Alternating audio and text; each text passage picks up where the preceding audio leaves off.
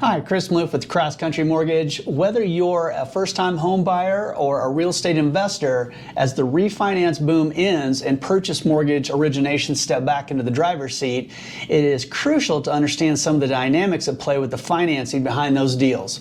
Stick around, we're going to give you some insight.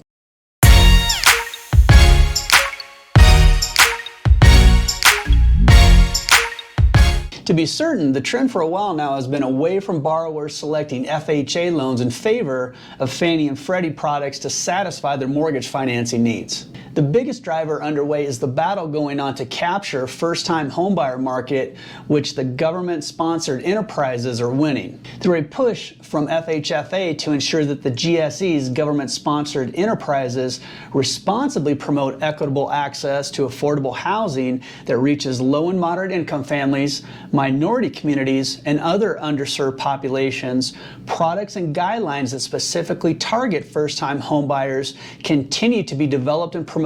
This has caused a substantial increase in the high loan-to-value, loan down payment group among government-sponsored enterprise origination volume, in addition to responding to rising home prices. This high loan-to-value, low down payment group is exactly where the first-time homebuyer market resides.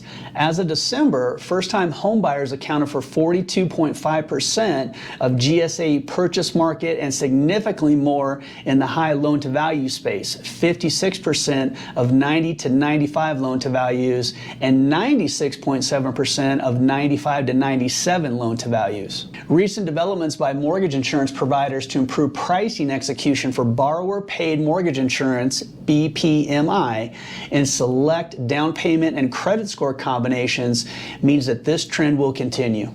The portion of the government-sponsored enterprise market and private mortgage insurance will continue to rise.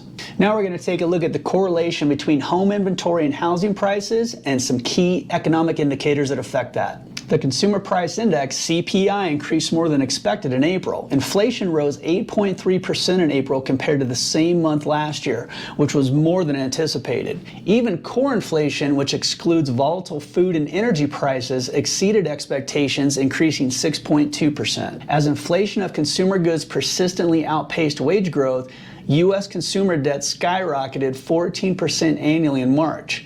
Paying back debt will get even more expensive as interest rates rise with the Fed's efforts to combat inflation. Purchase mortgage applications grow 5% week over week. Even after adjusting for seasonality, purchase mortgage applications ended the first week of May with a 5% growth, offsetting 2% decline in refinance applications. What's going on with crypto? A dip in Terra USD, an algorithmic stablecoin that should keep a 1-to-1 ratio to the dollar, was trading around 80 cents this week. Cryptocurrencies typically move in the same direction as stocks. While securing a mortgage with crypto is not currently a widespread practice, it is not unheard of for crypto assets to be involved in a real estate transaction, especially in Miami. If volatility continues in the stablecoin market, crypto will face even larger headwinds in becoming an accepted form of payment. In the span of 15 months since bottoming out around 2.65% during the first week of January 2021, the 30-year mortgage rates have risen to 5.3% national average. This 2.65% increase in rate equates to roughly a 26.5% decrease in purchasing power for prospective homebuyers. This downward pressure on purchasing power leads us to the next question.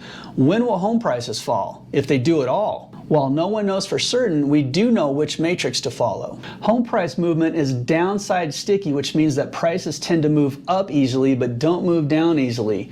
They also tend to be a lagging indicator, so movement in mortgage rates are weakly correlated to home prices. Instead, all eyes move on from rising mortgage rates to what it may impact, which is housing supply.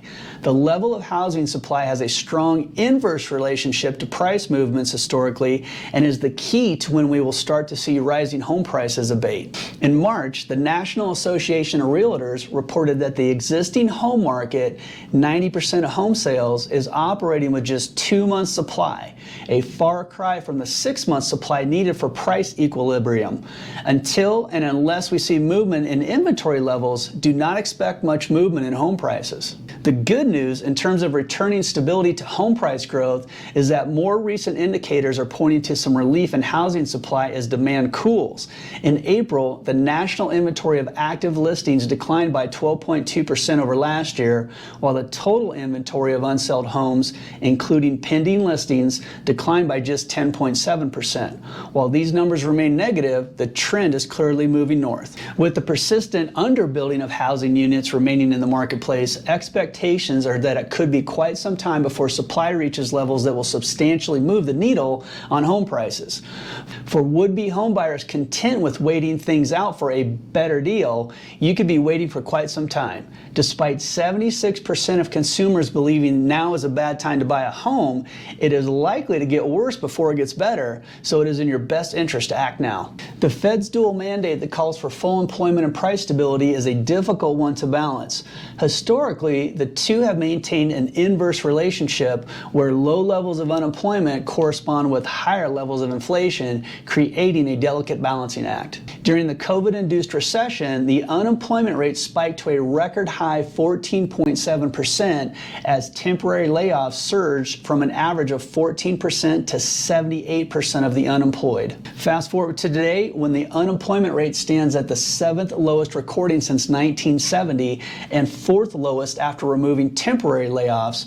Layer in supply chain issues, a war in Ukraine, and a crackdown in China to go with the tight labor supply, and it's no wonder inflation remains elevated. However, over the past year, there has been a noticeable divergence in this relationship due to the unique nature of pandemic shock and the misread of inflation. This has placed the Fed behind the 8 ball, scrambling to get its dual mandate back in order through a series of 50 basis point rate hikes and a targeted Fed funds rate of around 3.5% next year. How are consumers responding? Rising inflation and the Fed's uncertainty caused consumer sentiment to decline in early May to the lowest level since 2011. Despite the sour sentiment and nearly half of respondents not expecting their incomes to keep pace with inflation over the next 12 months, they continue to spend.